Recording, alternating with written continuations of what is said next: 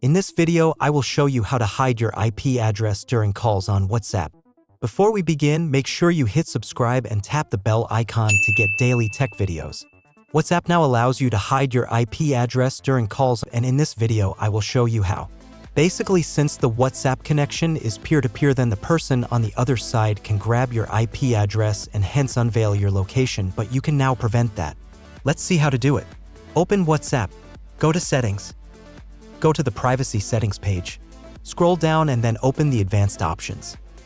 From here, you just turn on this option, Protect IP Addresses in Calls. Now, you can start call and receive calls from anybody without worrying about IP addresses being exposed. Your WhatsApp calls will now be routed through the WhatsApp servers, and it may degrade the call quality a little, but it gives you complete privacy over your IP address. This is it. In this way, you can easily hide your IP address during calls on WhatsApp. If you found this video helpful, then check out more tech videos on our channel. Thanks for watching.